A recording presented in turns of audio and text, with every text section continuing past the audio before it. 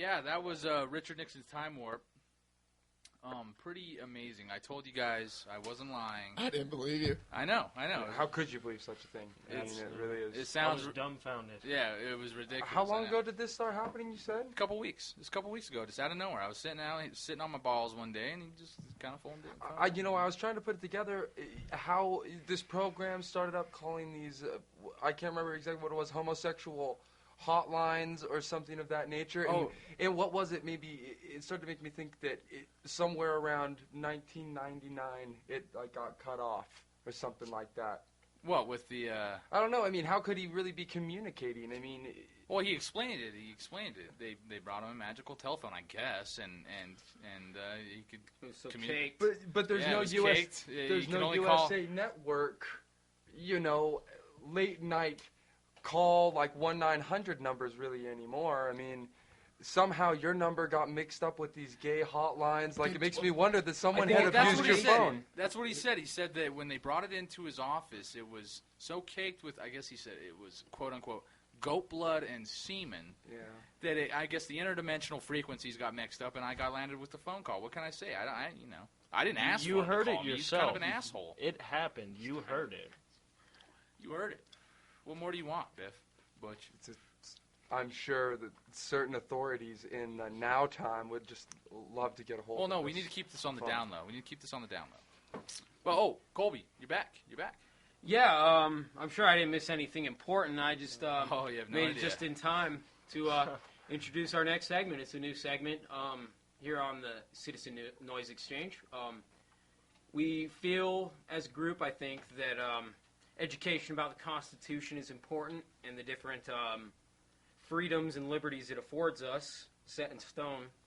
And this is our segment, Amendment of the Week. Okay. And the Amendment of the Week is the Fourth Amendment, which was proposed on September 25th, 1789, ratified on December 15th, 1791. And it goes as follows. The right of the people to be secure in their persons, houses, papers, and effects against unreasonable searches and seizures shall not be violated, and no warrant shall issue, but upon probable cause, supported by oath or affirmation, and particularly describing the place to be searched and the persons or things to be seized. So that is the Fourth Amendment. Learn it, love it, and utilize it. And so eviscerate it. Eviscerate it, sure. So I guess we there's some stories that we have prepared that have utilized the Fourth Amendment and have, I guess, protected them. So reflected their importance. There you go. Thank you. All right, so apparently in where is this town? Irrelevant, in the United States. So the FBI is doing, they're serving a warrant at a home, and they have a dozen officers, and, they surround the home, and they kick the door in to get this hardened criminal who was allegedly selling heroin, but when they kicked in the door, mom, pa, and a family, and they're just kicking it, Yeah. And so they hadn't, the suspect they were looking for hadn't lived in the home in 2 years. And they served a warrant on the house anyway and kicked the door in. So the judge did. He signed that thing. That's so crazy. So they didn't have the information that that drug dealer or that heroin whatever had moved out of the house. Well, they had the right information. It was just 2 years too late. And shitty detectives is what it sounds like. A little difference. Just a little late there, huh? Yep. Yeah, the man whose house was kicked in, he had a pretty big rap sheet of traffic violations and scalping tickets without a permit. God forbid. Yeah. God forbids the scalping of the Lakers tickets. Yeah, for sure. U2, 360. Yep, there you go. He said the incident destroyed his confidence in the police and his ability to sleep through the night. They had guns on my wife, my babies. I'd like to know how they would feel, the people in my house, if this happened to them. So this is actually a great example of how the Fourth Amendment it's sort of the way they used it kind of fucked these people over. Well, no, they disregarded it. Yeah, well, they didn't. Oh, there no, was, no, no, they right, were, right, right. They were bad in using it because the Fourth Amendment isn't there for the government to use against us. It's for us to protect ourselves from the government, and so I mean, in many cases, in my alternative lifestyle, choosing to if the police officer has you somewhere, this is the basic meat of the Fourth Amendment.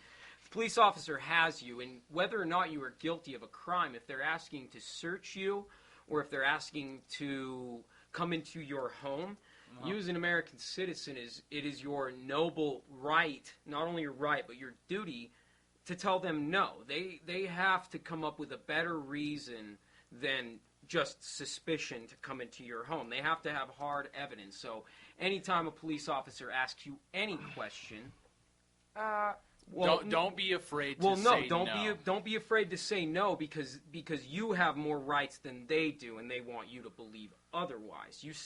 Saying no to police officers, I mean, especially when you are innocent of a crime, they have no right. In this great justice system that we have, they have to prove, with good reason, why they need to search you or even ask your name and who you are. That though us counterculture people may loathe the police, some of them still do recognize the Constitution and the sort of boundary around us that they have to stay behind. They have to have good reason to ask you who you are or to search through your things or to come into your home. That's a part of a free society. You take a look through history. Adolf Hitler's regime, and we'll see how nations and societies without the Fourth Amendment, how well they worked out. Well, it's really well. Sorry, go ahead, guys. Well, I'm just saying they're consistently stepping all over the Fourth Amendment. I mean, FBI now says, this has been to Supreme Court, that you have no reasonable right to privacy in your driveway. Like, the FBI Fuck can... that, dude. Well, anything done in plain sight, Patriot though. Act. Well, Yeah, without dude. amending the Constitution, the legislative branch can create a bill like the Patriot Act, essentially making the Fourth Amendment, taking it off the books. The Patriot Act takes that amendment off the books. You have no right to privacy. Police officers do not have to get a warrant to listen to your phone calls. An enemy combatant can be somebody who quotes the Constitution, strangely enough. Read the Patriot Act. Maybe we should do a Patriot Act show, because in the Patriot Act, it says that enemy combatants can be people in possession of drugs, which in my book, people possessing drugs are not terrorists. And also, you should be wary, and it says that people who quote the Constitution are potential enemy combatants of the United States in the Patriot Act. I'll get back to you with some reference points. All I have to say is I just don't understand what you would expect to be any different. If you believe that the Constitution, most people have such a cursory understanding of what's really happening legislatively in the United States that it's easy to pull one over on people. I don't understand what people would expect to be any different. People don't take any action normally for any kind of an actual cause. If it is like some kind of an action that is taken, it's usually derived from something that has little meaning, is like so cookie cutter and marginalized that. Well, I can't miss Jersey Shore. Well, the Fourth Amendment There scandals. It's part of this whole 2012 campaign where they're asking people, because I've got my problems with my country, but they're asking people on the 2012 campaign how they interpret the Constitution. Well, somebody who very objectively is looking at this whole idea of America and how capitalism works, the Constitution isn't really open to interpretation. It's pretty black and white. Congress shall make no laws respecting an establishment of religion, or vice versa, basically. I'm paraphrasing, but I'm just saying that there's no black and white areas. Any laws that support a religion should be taken off the books. Any laws that violate the Fourth Amendment and make them irrelevant, like the Patriot Act does, should be taken off Even the books. like There's no tax interpretation. even tax breaks for churches and funding for Israel. Sorry, I'm going to be crazy and piss a lot of people off, but any funding for Israel is a law. Any funding we gave them was our Congress respecting an establishment of religion. And even if it's not a religion, Israel, it's the idea. It's that self-fulfilling prophecy. I don't think that's the way they look at it. At least that's not the way it seems they look at it. I think they look at it not necessarily the religious side of it. I think they look at it as like an ally, a military ally, a diplomatic ally. That's the way, not necessarily our Jewish ally or From whatever. The 70s, okay, well, I'm pretty tuned in with politics, and when I listen to legislators, senators talk about it, they talk about it as a religious motivation. They talk about our need to support Israel as a biblical thing. It's something. Who's talking about it that way?